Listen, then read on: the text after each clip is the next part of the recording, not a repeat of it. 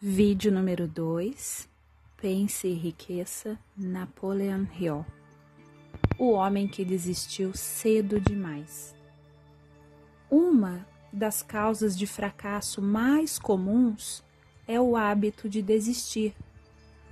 Quando se é acometido de derrota temporária, todos são culpados desse erro, numa ou noutra ocasião. Um tio de R.U. Darby foi atingido pela febre do ouro nos dias da corrida do ouro e lá se foi para o oeste para escavar e enriquecer. Nunca ouvira dizer que mais ouro fora extraído dos pensamentos dos homens do que jamais sairia da terra. Fez valer seus direitos e foi trabalhar na pá e picareta. Após semanas de trabalho, foi recompensado pela descoberta do minério reluzente. Precisava de máquinas para trazer o minério para a superfície. Sem alarde, cobriu a mina, refez as pegadas que o levavam à sua casa em Williamsburg, Maryland, e contou aos parentes e a alguns vizinhos do achado. Reuniram dinheiro para as máquinas necessárias e mandaram-nas por navio. O tio e Darby voltaram ao trabalho na mina. O primeiro carro de minério foi extraído e enviado a uma fundição. O que voltou demonstrou que possuía uma das mais ricas minas de Colorado. Com algumas cargas mais do minério, poderiam saldar as dívidas, depois viriam os enormes lucros. As perfuratrizes penetraram na terra, enquanto aumentavam as esperanças de Darby e seu tio. Então, algo aconteceu. O veio de minério de ouro desapareceu. Tinha chegado ao fim do arco-íris e o pote de ouro não mais estava lá. Continuaram a perfurar, tentando desesperadamente encontrar o veio de novo. Tudo em vão. Finalmente resolveram desistir. Venderam a maquinaria a um negociante de ferro velho por algumas centenas de dólares e levaram o trem de volta. O dono do ferro velho chamou um engenheiro de minas para que examinasse a mina e fizesse uns cálculos. O engenheiro concluiu que o projeto falhara porque os donos não estavam habituados às linhas falhas. Seus cálculos mostraram que o veio seria encontrado a apenas 1 metro de onde os Darby tinham parado de perfurar. Foi exatamente onde o encontraram. O homem do ferro velho retirou milhões de dólares em minérios da mina porque foi suficientemente esperto para procurar o conselho de um perito antes de desistir. Sucesso a um passo além da derrota. Longo tempo depois, Darby recuperou a perda, com uma grande margem, quando fez a descoberta de que o desejo pode transformar-se em ouro. A descoberta teve lugar depois que encontrou no ramo de vendas de seguros de vida, lembrando-se de que perdera enorme fortuna por ter parado a 3 passos do ouro. Darby lucrou com a experiência em seu trabalho pelo método simples de dizer a si mesmo: parei a 3 passos do ouro, mas jamais pararei, porque os homens me dizem não ao meu pedido de que comprem seguro de vida. Darby tornou-se parte de um pequeno grupo de homens que vendem anualmente mais de $1 milhão. Deve sua persistência à ação que aprendeu com a sua desistência no ramo da mineração de ouro. Antes que o sucesso chegue na vida de qualquer homem, ele encontrará com certeza muitas derrotas temporárias e talvez algum fracasso. Quando a derrota alcança o homem, a coisa mais fácil e lógica a fazer é desistir. E é o que faz exatamente a maioria das pessoas, não é? Mais de 5.000 dos homens de maior sucesso que este país já teve contaram ao autor que o seu maior êxito chegou justamente a um passo além do ponto em que a derrota os alcançara. O fracasso é um malandro com um aguçado senso de ironia e astúcia. Sente grande prazer em derrotar a pessoa quando o êxito está quase ao seu alcance. A criança que dominou o homem.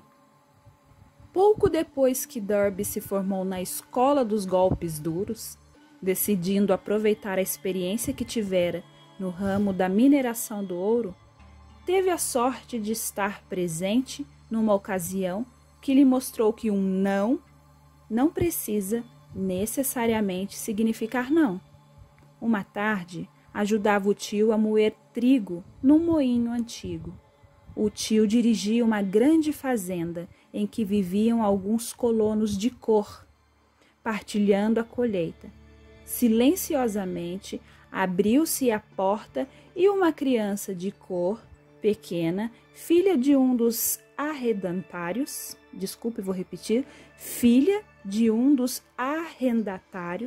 entrou parando ao lado da porta. O tio ergueu os olhos e, vendo a criança, berrou-lhe asperamente: "O que é que você quer?" Medrosa, a criança respondeu: "Mamãe diz eu para mandar 50 centavos para ela." "Não o farei", retorquiu o tio. "E agora corra para casa." "Sim, senhor", disse a menina, mas não se moveu. O velho continuou o serviço e estava tão entretido que nem percebeu que a criança não ia embora. Ao erguer os olhos, deparou com ela no mesmo lugar e gritou-lhe: "Já lhe disse que fosse para casa, agora vá, senão vou bater em você." "Sim, senhor", respondeu a criança, mas não se mexeu. O tio largou um saco de farinha que ia despejar no funil, apanhou um bastão do barril e se dirigiu à criança com uma expressão que indicava barulho. Derby conteve a respiração.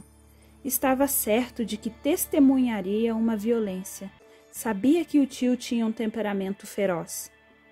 Quando este chegou ao lugar que estava a menina, ela deu um passo à frente, rapidamente, olhou nos olhos e gritou no tom mais alto de sua voz aguda: "Minha mãe tem de ter os 50 centavos!" O tio parou, olhou por um momento, depois colocou o pau no chão e, tirando do bolso $0,5, deu à criança. Esta pegou o dinheiro e se afastou, devagar, em direção à porta, sem tirar os olhos por 1 minuto sequer do homem que acabara de dominar. Depois que ela se foi, o tio se sentou numa caixa e ficou a olhar pela janela, para o espaço, por mais de 10 minutos. Refletia, horrorizado sobre a surra que levara. Derby também raciocinava. Fora a primeira vez em toda a sua experiência que vira uma criança de cor dominar uma pessoa adulta branca. Como fizera?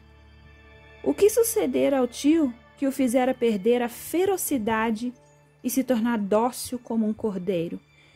Que estranho poder usar a criança que a tornara dona da situação.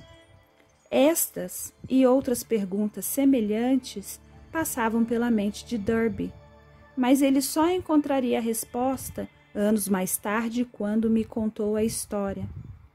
E, coisa estranha, esta experiência incomum foi contada ao autor no velho moinho do próprio local em que o tio sofrera a derrota. O sim por trás do não. Enquanto estávamos naquele velho moinho poeirento, Derby repetiu a história da estranha conquista e terminou indagando: "Qual a conclusão que tira disso?" Que estranho poder usou a criança a ponto de conseguir vencer tão completamente o meu tio? A resposta será encontrada nos princípios descritos neste livro. É uma resposta total e completa. Contém pormenores e instruções suficientes para permitir a qualquer um entender e aplicar a mesma força na qual a criança tropeçou acidentalmente. Conserve a mente alerta e observe exatamente o estranho poder que veio salvar a menina. Terá um vislumbre desse poder no capítulo seguinte. Algures neste livro encontrará a ideia de que aguçara seus poderes receptivos, colocando sob suas ordens, em seu próprio benefício, o mesmo poder irresistível. A percepção de tal poder pode chegar-lhe no primeiro capítulo ou perpassar-lhe a mente em algum dos subsequentes. Pode chegar na forma de uma única ideia ou como um plano ou propósitos, ou ainda pode fazer com que volte às experiências anteriores de derrota, trazendo à superfície alguma lição pela qual poderá recuperar tudo o que perdeu através da derrota.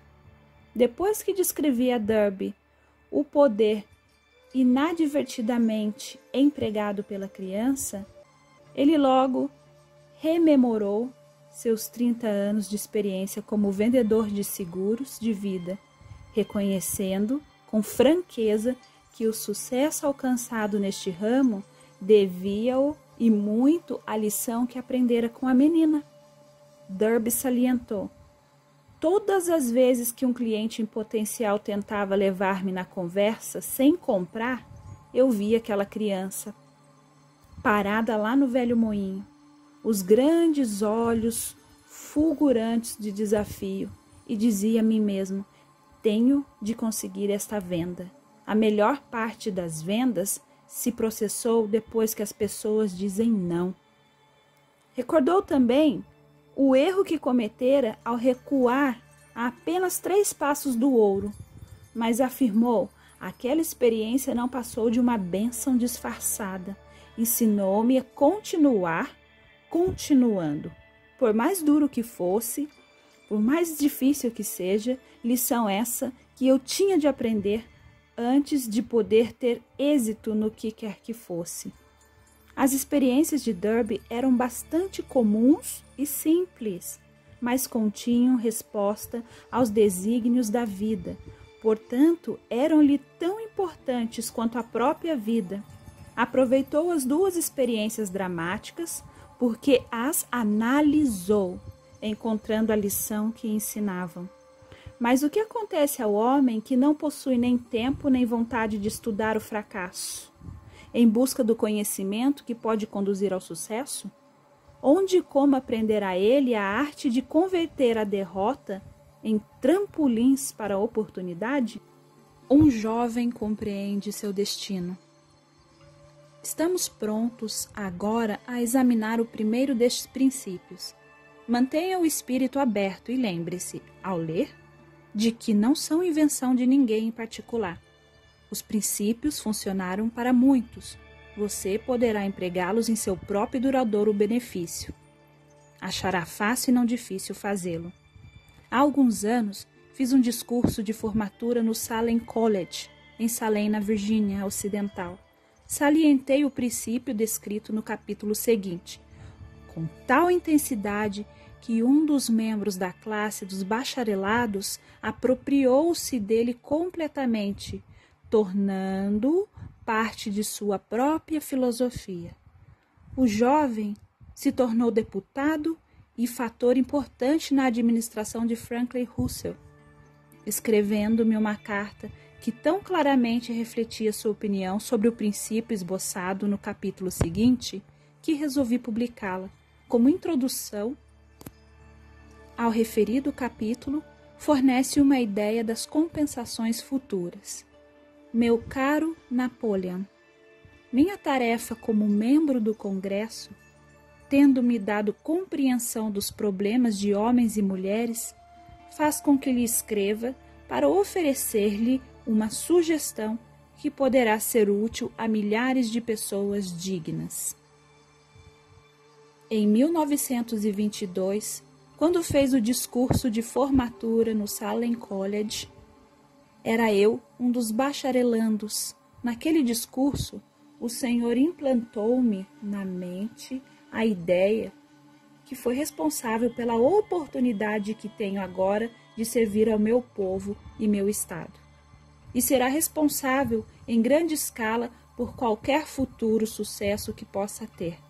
Lembro-me, como se fosse ontem, da maravilhosa descrição do método pelo qual Henry Ford, com muito pouca instrução, sem um centavo, sem amigos influentes, se elevou a grandes alturas. Resolvi então, antes mesmo de terminado seu discurso, que lutaria por um lugar para mim, não importando as dificuldades que tivesse de vencer. Milhares de jovens terminarão os estudos este ano e dentro dos próximos anos, cada um deles procurará exatamente tal mensagem de estímulo prático, como a que recebi do Senhor. Quererão saber para onde se dirigir, o que fazer para começar a vida. O Senhor poderá contar-lhes, porque já ajudou a resolver os problemas de tanta gente. Há milhares de pessoas na América hoje em dia que gostariam de saber como converter ideias em dinheiro. Pessoas que têm de começar do nada, sem dinheiro, e indenizar-se das perdas. Se alguém pode ajudá-los, esse alguém é o Senhor. Se publicar o livro, gostaria de possuir o primeiro exemplar que sair da máquina, pessoalmente autografado pelo Senhor. Com os melhores votos, creia-me cordialmente, seu Jennings Randolph. 35 anos depois de ter feito o discurso, tive o prazer de voltar ao Salem College em 1957 e fazer o discurso especial de despedida. Por ocasião da formatura da turma, foi-me então concedido o título de doutor honoris da causa de literatura. Desde 1922, venho observando Jennings Randolph, que se elevou a diretor de uma das linhas aéreas mais importantes da nação, grande e inspirado orador e senador dos Estados Unidos pela Virgínia Ocidental. Pontos a fixar. Tal qual Edwin Burns, um homem pode estar mal vestido e sem dinheiro, mas seu desejo ardente poderá trazer-lhe a oportunidade de sua vida. Quanto mais você trabalhar na direção certa, mais próximo estará do sucesso. Muita gente desiste quando o sucesso está ao seu alcance. Deixam-no para que os outros o arrebatem. Propósito é a pedra angular de qualquer realização, grande ou pequena. Um homem forte poderá ser derrotado por uma criança que tenha um propósito. Mude seus hábitos de pensar sobre o significado de sua tarefa e conseguirá muitas vezes alcançar o aparentemente impossível. Como Henry Ford, você poderá transmitir aos outros sua fé e persistência e conseguir fazer bem o impossível. Tudo o que a mente humana pode conceber e acreditar poderá alcançar. O quero e o obterei.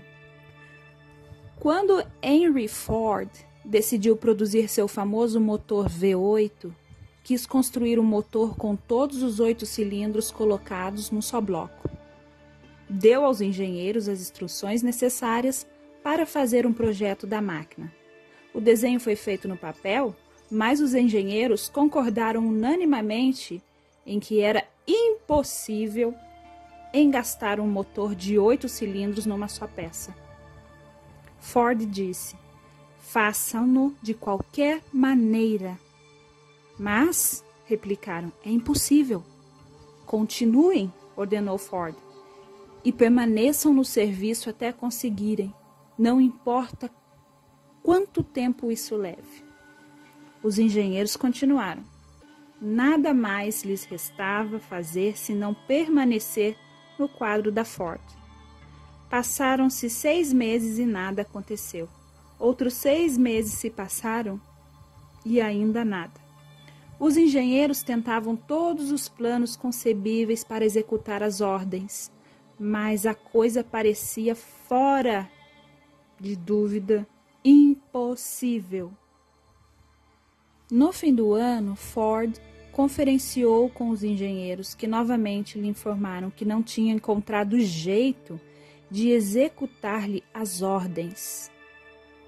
Vão em frente, teimou Ford. Quero-o e o obterei. Prosseguiram então, e como por passe de mágica, o segredo foi descoberto. A determinação de Ford vencera mais uma vez. Talvez esta história não tenha sido descrita com absoluta precisão, mas em resumo e no conteúdo está correta. Tire suas deduções. Você que quer pensar em enriquecer do segredo dos milhões de Ford, se puder, não será preciso procurar muito. Henry Ford foi um sucesso, porque entendeu e aplicou os princípios do sucesso, o conhecimento do que se quer. Lembre-se da história de Ford enquanto lê e assinale as linhas nas quais o segredo de sua estupenda realização foi descrita. Se puder fazê-lo, se puder apontar o determinado grupo de princípios que tornaram Henry Ford rico, você poderá igualar-lhe os feitos em quase qualquer dos ramos para os quais tem vocação. Um poeta percebeu a verdade.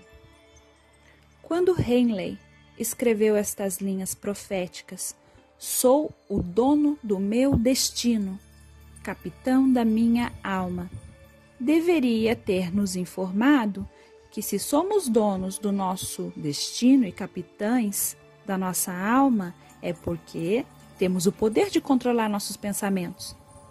Deveria ter nos contado que nosso cérebro fica magnetizado pelos pensamentos dominantes que abrigamos na mente e que por meios que não são familiares a nenhum homem, esses ímãs atraem para nós as forças, pessoas, circunstâncias da vida que se harmonizam com a natureza dos nossos pensamentos dominantes.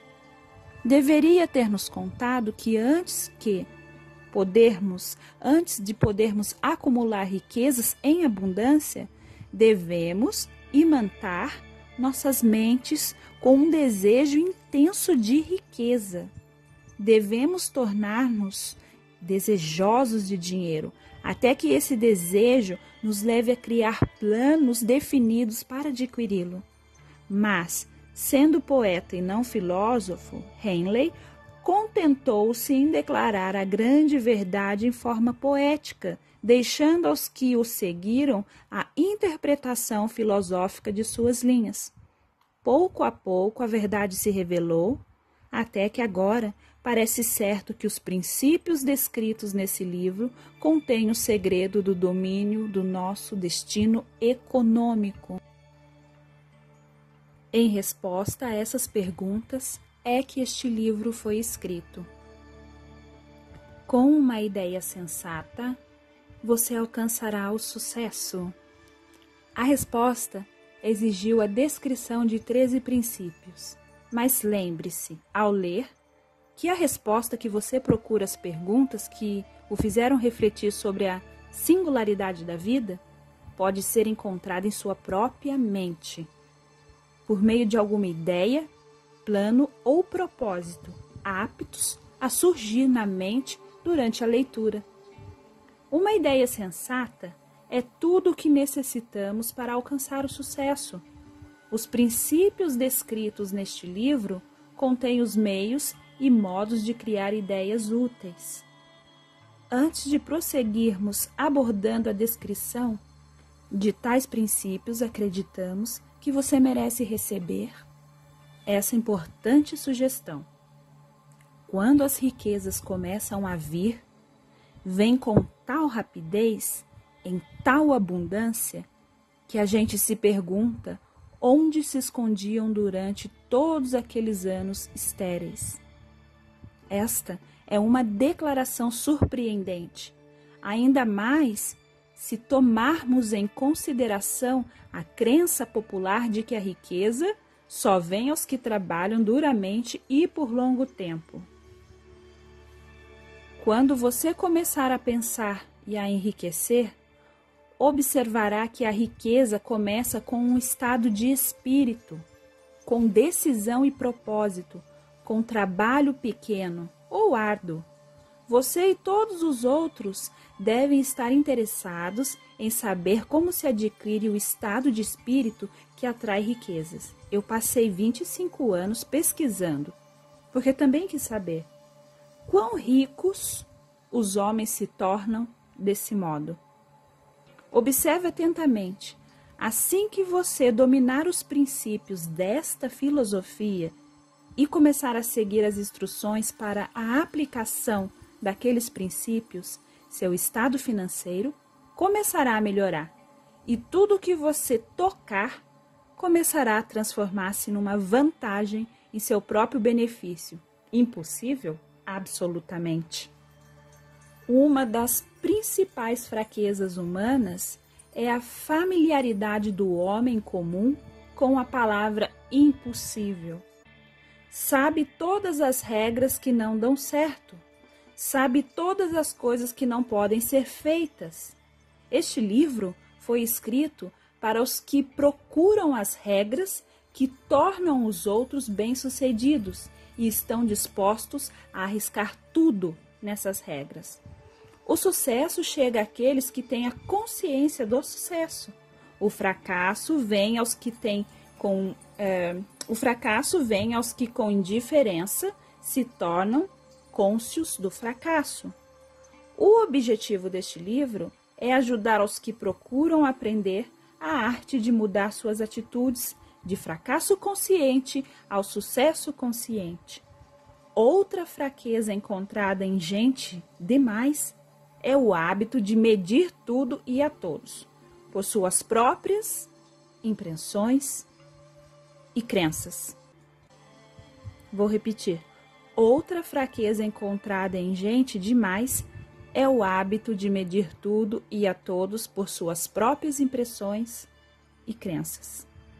Algumas pessoas que lerem isto acreditam que não poderão pensar em enriquecer, porque seus hábitos de raciocínio foram calcados na pobreza, necessidade, miséria, fracasso e derrota. Essa gente infeliz lembra-me um chinês proeminente que foi à América para ser educado no sistema americano.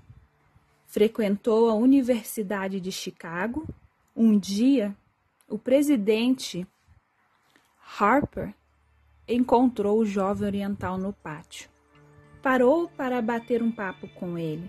Durante alguns minutos, terminando por indagar o que é que mais o impressionaria como sendo a característica principal do povo americano. Ora, exclamou o estudante, a estranha forma dos olhos. Vocês têm os olhos puxados. O que dizemos nós dos chineses? Recusamos acreditar naquilo que não compreendemos. Cremos totalmente que nossas próprias limitações são a medida certa da limitação. Certamente os olhos dos outros estão puxados porque não são iguais aos nossos.